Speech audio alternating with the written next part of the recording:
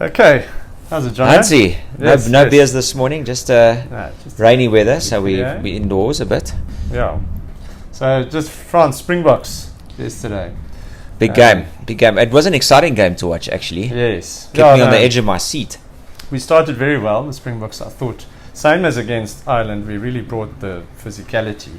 Yeah. And we were charged up, and it looked good. And I think it was the 11th minute or so. Early on, 3-0 or something like that. Pieter-Steph du Toit. There was that French poor guy. He was sitting on his bum in the ruck. Dante was that his name? Number Dante. 12, the number 12 inside centre. Danty, I think that's his name. It was just an unfortunate event. Darlenda charged in and sort of had Pieter-Steph du Toit with him, and he caught him right in the face. Was it Darlenda or was it Kwacha? I have it as Darlenda, but one of the other Springboks. Okay. Whichever. It could have been Kwacha. Yeah, look, I mean, that was, as soon as that incident happened, I could hear the commentators sigh, and I immediately just said, that's red. That's it. I actually thought there was no point in watching the rest of the game. But, turns out we got a bit of character in us, eh? Yeah, I was like, I didn't watch it at home. If I was watching it at home alone, I probably would have gone to bed. I'm telling you now. I was like, we've been waiting for this all week, and then that's what happens. In the 11th or 12th minute, I mean. Yeah. Nonetheless, but it was a red card. That's the rule. It's going to be interesting to see how the sanctions work out, because they're going to look at intent and things. Yes. Personally, knowing the player, seeing the incidents, I don't think there was malintent. They are going to look at the fact that he went in head first anyways. Yes. So that might just be extremely poor discipline on his part. I don't know. The point is, it was a red card all day long. It's just something you can't do anymore. As soon as the ball goes to ground, you clean out, because you're cleaning out from a short distance. You're obviously cleaning out, you're taking players away and that sort of thing. But after the ruck's been formed, you can't run and charge in anymore. What Swash the Brain actually made a good point a few weeks ago. Because someone said, well, what do you do? How do you get rid of that player? And the truth is, you leave him. Yeah. You just accept what's happened there, and you've got to be measured. You've got to take a balanced approach. What is the risk that you're going to cause a problem for yourself and your team versus let's fan out on defense? I don't know. You do a crocodile roll, which is arms around the body and you roll him out. Yeah. But if a guy's already there and he's anchored, you're not going to get rid of him in any case. No. So the truth is, like, just leave it. And anyway, it was a red. Deserved red, and then the game went on, and we actually showed some beautiful character to come back. We showed a great attitude, We got a Cheslin Colby magical penalty from 50 meters out, curled it in. Yes, we didn't see that coming. No, I was so anxious to see the first penalty. What's going to happen? No, they're kicking. Yes, he's a man of talent, and we have 100% kicking from last night's game. It was ridiculous. I mentioned it was actually a little bit funny to watch, because every kick went over. Yeah. And some of them Faf's conversion after the Arendse try was extremely difficult. Just so easy, just over there. So they now we understand what Jacques Nienaber was saying in the previous press conferences. Don't worry about the kicking, we've got a plan. So now I can see it, and kicking wasn't the issue, of course, yesterday. We had 3 goal kickers, all 3 of them 100%. Yeah. Willems only had one chance. So he went the one kick, when he kicked it well. He kicked it straight down the middle. So kicking, massive improvement. Yeah. Coming back and scoring the try. What a great try by Siop Kolisi. Yes. The Oaks didn't know what was going on. They didn't even look at him. I think he appeared from out of the ground or something, because it was the funniest thing. The French players, everyone stood still. The ref, the French players, I thought, no, there must have been something wrong. Because why is everyone just standing there? Yeah. And he just appeared. He actually had a hell of a good game. He was excellent. So excellent again. I think, generally speaking, the Springboks lifted their game this week. It was a much better performance than it was against the Irish. I think that we physically were the dominant team. It was very clear to see that we physically dominated the French. And I think what worked against them in the end, not in the end because they won the game, but it was their 6-2 split.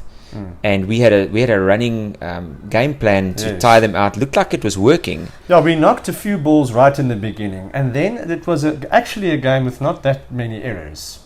Lineouts. Yeah, I'm talking about fair handling errors. Okay. Yeah. The lineouts weren't good at all, but I thought the handling was quite good for trying a new way of playing, I thought our handling was quite good.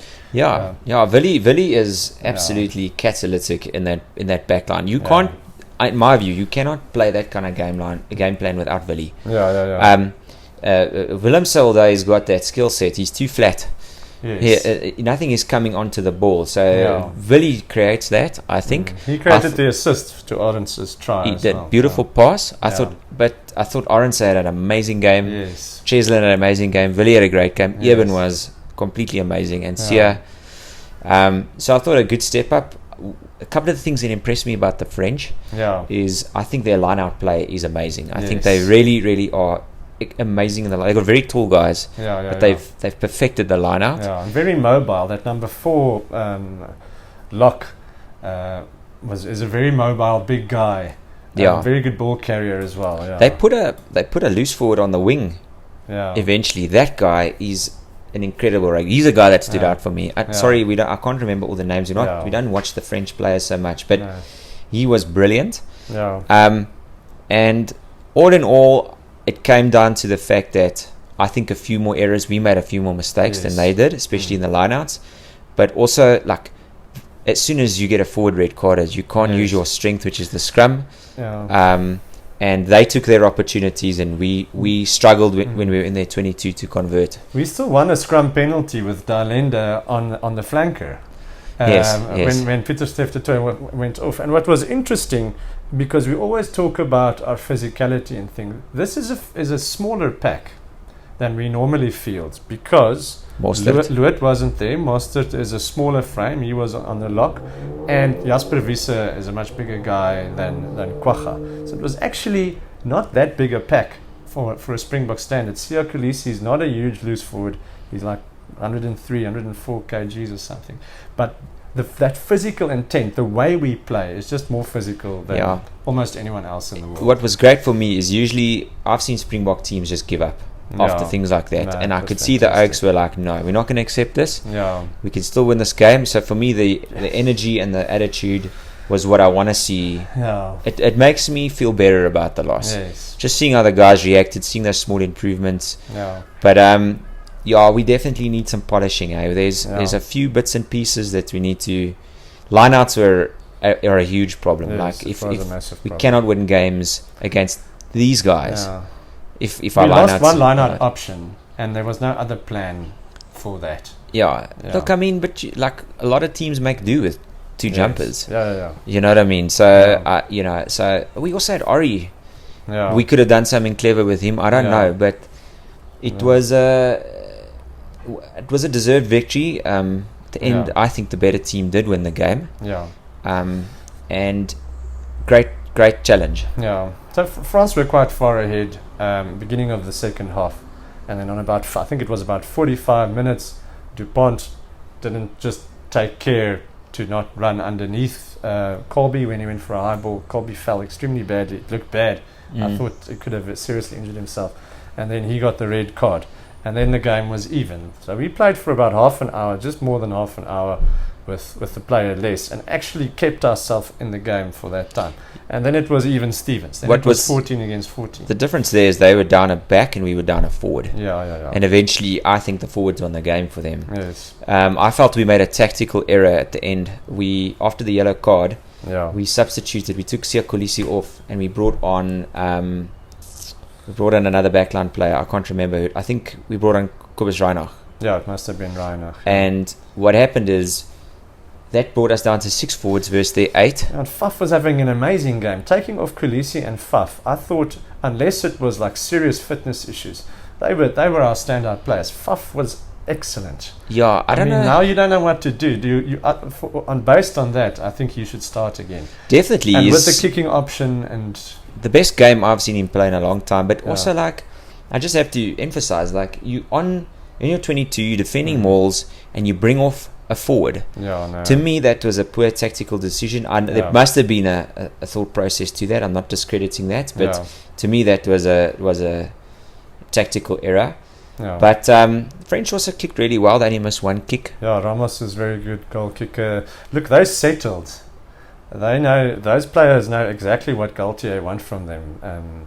But I I was surprised to see how well we could hold them with a player less, because we put them on this pedestal. The guys in South Africa said that they actually think that France is the best team in the world.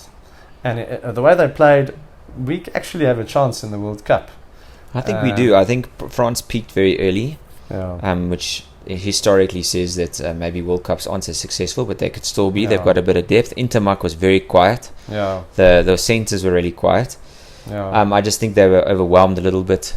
But they were composed and they came back really well. Yeah. But I love winning. Yeah. I love winning, but it's not all doom and gloom. I still think Ireland's the team to beat. Yeah. I think Ireland are more well-rounded. Yeah. I think they've got a better forward pack. Yeah. Personally, I think even if they man for man on the team sheet aren't better players, which I think many of them are. Yeah. I think they work better together. Yes. And I think they are grinders. Yeah. And I think that obviously they didn't win the Six Nations, of course, but I just think that at the moment, I do think Ireland's got, I don't want to hop on about Ireland, but I think they've got an issue if Sexton's injured. I think fly-off depth is going to be a problem, so let's hopefully they get to keep him for the World Cup. But it was very cool to play France in that insane stadium. What an atmosphere. You could hardly hear anything happening. No. And then we lost the game when Dion Fourie got a yellow card for repeated infringements, repeated offsides, sort of innocuous. Nothing really, sort of out of the blue. 69th minute, yellow card. Last 10 minutes, Springboks were ahead, and then with 13 men. Wasn't that yellow card because it was cynical? Yeah, something like that. I don't know. I mean, it sort of came out of nowhere. We were looking good. But I was always nervous that we're going to lose the game at the end and just run out of steam. And we put so much effort in to get into that winning position. Yeah. And then when he went off, that was basically the nail in the coffin. And their prop scored a try, a Tongan or Fijian sounding prop, which was also a weird situation because the Springboks were screaming double movement, and then he stopped the goal kicker Ramos to look at it again, and then he lost communication with the TMO, Wayne Barnes, and he basically just said, okay, I'm going to stick with what I saw on field. I was not too worried about the decision. For me, it was sort of 50-50. A lot of guys would give a try. I thought Wayne Barnes had an excellent game. Also my initial reaction to that try was that's going to be a try. Yeah. Looking at it, if you want to get really technical, you could probably find a double movement, but that would have been that's very marginal. So to me, I've got no issue with that try. Yeah. I've got an issue with the fact that he lost communication, and I think that could have made a difference in an international game of that. Yeah. That standard. I think that's very, very bad. But also, I have to congratulate him. He stood behind his call. He made the call, and I thought he was okay. I thought he was good on both sides. I think obviously there's a lot of moaning about the refereeing and all of that in the game.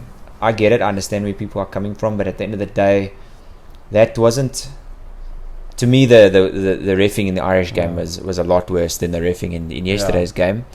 But at the end of the day, we lost it. The French beat us. They shouldn't have been 2-3 meters out from our try line. If we wanted to win the game, we should have made and that's a bit of a worry for me, making the correct decisions to win a game in the end. Yeah.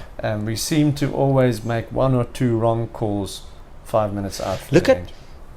One of the problems, and I said it in the last video, is our exit out of off the kickoff. Yes. We are horrendous. Yeah. Look at the pont. Some of the kicks we only kicked it out, like Willemse once or twice, and the scrum off. Sometimes I think it's better to pass to the fly off, just every now and just for a bit of variation. And then he kicks it directly out. Yeah. And then Faf did that as well once. Yeah. We also knocked the ball on. Yeah. We look at the French, they're they're super enemies. composed. Yeah. They got that long ruck going. Yes. And Dupont kicks the thing like 50 meters out. Why doesn't everyone do that?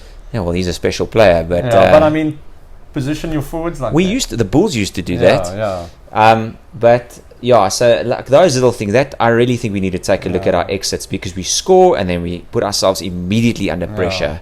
And like you said, they scored every time they were in our 22. They basically scored. Yeah, so that's where they won. We didn't take our opportunities, but yes, but so much heart and so many positives to take.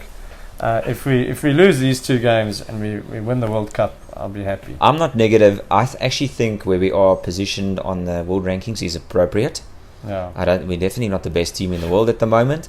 Yeah. And I think that that log looks to me correct. It's going to be interesting to see how the All Blacks fare they're in the starting now, few games. In 2 minutes, they're playing Scotland. Are they playing anyone big like Ireland or France on this tour? I think they're also playing England, if I remember correctly. Yeah, they are playing England. Okay, England's they're on the down a England little next bit. week. Yeah. The one thing I do want to say though is that I love Rassie. Don't get me wrong, but Rassie is, to me, is going a bit too far with his Twitter stuff. Like he's it's sarcastic, which I don't think anyone appreciates sarcasm. No. And B, he's cementing this narrative about whingy South African fans. Like, we might have sounded whingy last week. We feel like we were making a valid point, but obviously we were hurting, and we don't want to sound like whingers. That's the last thing we want to sound like. We want to engage with people, and we want SA people to see that we see what they're saying, but we also want to we want to give positive feedback on these things. But Rassie really is taking it to a place where he's painting every single South African fan as a whinger, and he himself is now setting a bad leadership precedent for his team, his management staff, etc. And what we're going to end up believing is that we can't win unless the refs are on our side. And the truth is that we were outplayed yesterday, and we weren't clinical, and we lost the game, and the French were better. It wasn't the ref. So I just appeal to, first of all, international acts. That's not like what all of us are like. Yes, we love a good moan. It's not arrogant, but in recent times we have been more used to winning than we are losing. We've won a lot more than what we've lost until this season, and I think that hurts us a little bit. We get emotional, but it is the reality of rugby at the moment. It's more competitive. The Northern Hemisphere teams are getting better and better. But Rassie really needs to calm down. I think he needs to stay off Twitter completely. And if he's got a gripe with the ref, he's got to use his channels. It's too much moaning. When I woke up this morning, I saw lots of comments about Wayne Barnes, and I really thought he had a good game. I mean, but I do also believe that the use of the TMO, I mentioned it in the previous video, there needs to be clarity. World Rugby has to stand up and say, okay, let's go NFL way, where if points have been scored, only the TMO makes the decision, and he tells the ref. There was an Irish player, I said it in another video as well, who crawled off both knees, and Reinald said he didn't see anything wrong with that. How the hell can you say you didn't say anything wrong with it? The Irish commentators said it was a crawl. And he's just asking the wrong questions. Yeah, I believe that the TMO says, okay, yes, I agree with you. He's sitting with an HD screen right in front of him. The guy's crawling off both knees, and he says nothing. Well, that's one example of. There's probably many. We spoke about the. We were very critical of the Sam Whitelock try in the Australia game. Same thing. This has become so important and such a debacle. That give it to a TMO. Let them just make the final call. When it comes to that, the TMO must actually be the main guy, because standing there trying to figure out those pixels on the big screen at the stadium, I mean, you can't see what's happening there. This guy's sitting with the screen right in front of him, several angles. Let him make the call and tell the ref, listen, I believe that was not a try. One thing. I think us South Africans and maybe Southern Hemisphere acts have one fundamental disagreement with our European counterparts, and that is that refs are not untouchable. And we must get over this. We believe that we need to get over this like sentimental, traditional refs. You know what I mean? This thing about the ref. The ref is he's employed to do a job, and if people need to criticize him, he needs to be able to face that when he goes on the field. He puts himself out there. That's territory. That comes with the job. And the refs should not be untouchable. However, there needs to be the right forums, effective forums, where you can deal with these things. And obviously we don't want fans being ugly to refs and stuff, but we respect the refs, but I don't think there's no clarity about who makes that decision. The ref can't see it in real time. Give it to the guy who is watching the replays from several angles. We're not complaining about specific things. We're not complaining about this week's game. We're complaining about World Rugby step in and make clear decisions about how the game should be officiated. Let's have a weekend of rugby where no one talks about the referee. Yeah, exactly. That's it. I know that. It feels that it's just getting worse. You'll see it doesn't feel like it was like that long ago. The Aussies were moaning about the ref a lot in the championship. Yeah. Everyone does every now and then. So we don't want to be that way. No. And anyway, let's put that to rest. Looking forward to next weekend, Italy. Italy's going to be a tough prospect. Obviously, they beat Australia. Yeah, they beat Australia. It's very interesting. Fiji looked good. Yes, Fiji won a few scrum penalties against Ireland yesterday. I'm enjoying the rugby a lot. I'm going to watch. I hope Scotland can put up a show as well. Yeah, I think New Zealand's going to absolutely carrot them. Yeah, probably. But yeah, guys, the Springboks are in a bit of a trouble, but I actually think if they just fix one or two things, I think that they'll start seeing a bit more wins. Yeah, definitely. All right, lekker. Go Bokke. Cheers. Cheers.